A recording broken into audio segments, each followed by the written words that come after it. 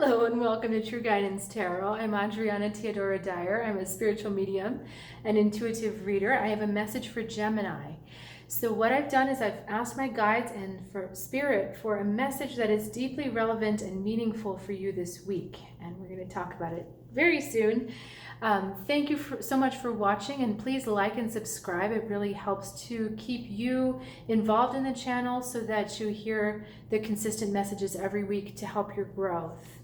And I appreciate, of course, all the likes and all the subscriptions because it really helps to support the positive energy that I'm trying to create through and with this channel. So let's go straight to your reading. We've got an interesting thing going on. The energy around you is the Knight of Pentacles. The big message with this card is focus. He is very focused on his goal, and he's very focused on accomplishing something, and he's very forward-looking. However, for some reason, and this may be a male energy that triggers this whole response in you, so it just kind of doesn't go with the rest of the reading. So I'm thinking it's an outside person and it's a younger male, and that's not literally younger. He could be younger, like 20s, 30s, but it also could be just energetically a little bit younger. So a knight is below the king. The king is like the mature man. The knight is like the young man. So keep that in mind. This is the thing that triggers the rest of this reading. We've got the Six of Cups for how you feel about it. So you're indulging in a bit of nostalgia, looking back at the past and saying how wonderful it was. And there's a lot of rose-colored glasses going on. You're not really seeing things clearly. So it's an over-romanticized view of the past that you're allowing your emotions to touch and allowing your emotions to indulge in. And that gets you into a bit of a trouble when we look at the rest of the reading. It's not trouble. It is that you're being called to do something different with the information. So we have the Four of Cups, and she's looking back. If I held all the cards out this way, she's looking back at that Six of Cups.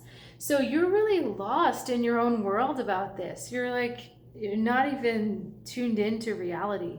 You're thinking about yourself in the context of this childhood. You're thinking of yourself in the context of the past. And it's just really where you are. It's beyond daydreaming. You're like water dreaming, if that makes any sense. You're so lost in your emotions of revisiting the past in this way that is not really real, that you're in this fantasy world. I'm having a hard time putting words on it because it just feels like I'm in a movie. I'm in the water somehow, and I'm just absorbed in this world that's not reality. So next to that, or away from that, trying to get you out of this, we've got the Devil looking at the Justice. The Devil is illusions. And it can also be negative things like sabotage and vices, things like that. But in this case, I think we're talking about hardcore illusions because you're so lost in your emotions here. And it's saying to you, you're not looking at things clearly. You're looking at something and it's not real. And you're kind of stuck doing this, and you've got yourself into this loop where you're convinced that it was real and you had no choice in the matter and you don't want to leave it for some reason. But the Justice card comes, and justice is exactly that, the law, harmony, balance, and order. Looking at things very clearly, seeing what was fair, what's true, what was unfair. So it's asking you to have a very impartial view of the past, of this world that you're creating in your mind. This is where you really need to use your intellectual powers, which I know you have, but right now you're indulging in so much emotional wandering.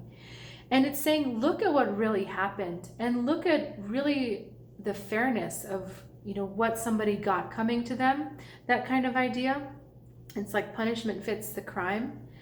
And, that sounds very harsh, especially given that you've been wallowing in this emotional thing and your heart's been too sentimental. But it's trying to get you to snap out of it and to say, look, for every action, there's a consequence. For every action, there's a reaction. This is a law of physics, and it's the law that governs our society. And I'm talking a lot about laws because, the devil is also it's not integrity. It's things that don't happen with the right intention in mind. And the Justice comes to say, yeah, that's not going to fly anymore. I'm putting a stop to that.